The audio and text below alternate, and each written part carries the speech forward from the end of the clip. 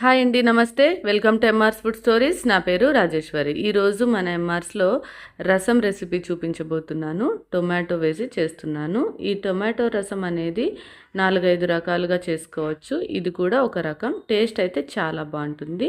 రసం చాలా హెల్తీ కదా! సో, మీరు కూడా ట్రై చేసేయండి. చూడండి 4 టొమాటోలు తీసుకున్నాను. అలాగే కొంచెం చింతపండు తీసుకోండి. టొమాటోల్ని కడిగేసుకొని ఇలా కట్ చేయండి. కొంచెం ఉప్పు, అలాగే కాస్త పసుపు వేయాలి. కొంచెం చింతపండు వేసుకోండి. ఎక్కువ అవసరం లేదు. చూపిస్తున్నాను కదా! ఇంత చింతపండు వేసుకొని కొంచెం వాటర్ వేసుకోండి. ఆల్రెడీ టొమాటోలో వాటర్ ఉంటుంది కాబట్టి ఎక్కువ వాటర్ వేయొద్దు.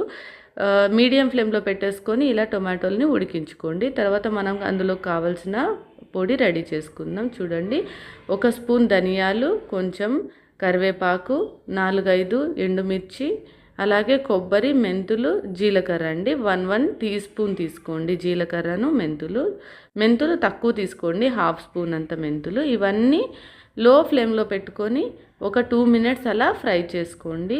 ఎక్కువ ఫ్రై చేయకండి, అవి కొంచెం మాడినట్టు అయితే టేస్ట్ వేరైపోతుంది కాబట్టి లైట్గా ఆరోమా వచ్చేంత వరకు ఫ్రై చేయండి, సరిపోతుంది. చూడండి, చల్లగా అయిపోయాక మిక్సర్ జార్ తీసేసుకొని అందులోకి వేసుకొని మెత్తగా పౌడర్ చేసేసుకోవాలి. చూడండి, ఇలా పౌడర్ చేసుకోండి. పౌడర్ చేసుకున్న తర్వాత 4 వెల్లుల్లి రెబ్బలు కూడా వేసుకొని ఇంకొకసారి ఒక పల్స్ ఇచ్చి ఆపేసేయండి, సరిపోతుంది. ఇప్పుడు టొమాటోస్ ఉడికిపోయాయి చూడండి.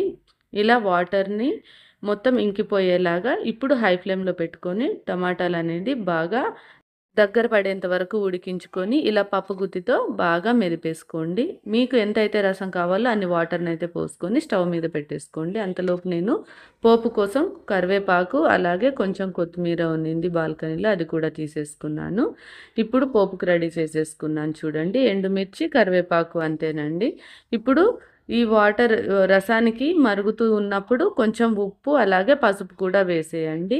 చూడండి, అది బాగా మరుగుతూ ఉంటుంది కదా! ఇప్పుడు మనం ఇటువైపు ప్యాన్‌లో కొంచెం ఆయిల్ వేసుకోండి. రసంకి ఎక్కువ ఆయిల్ అయితే పట్టదు కదా!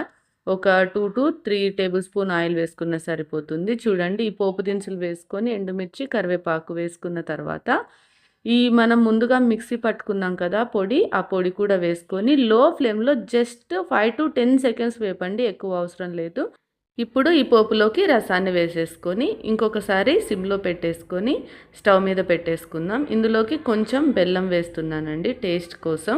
కొంచెం అయితే వేయండి, సరిపోతుంది, ఎక్కువ వేయొద్దు. అలాగే కొంచెం కొత్తిమీర వేసుకొని జస్ట్ 5 సెకండ్స్ ఉంచి స్టవ్ ఆఫ్ చేస్తే రసం రెడీ అయిపోయినట్టే. రెసిపీ నచ్చితే లైక్ చేసి సబ్స్క్రైబ్ చేయండి. Thank you for watching.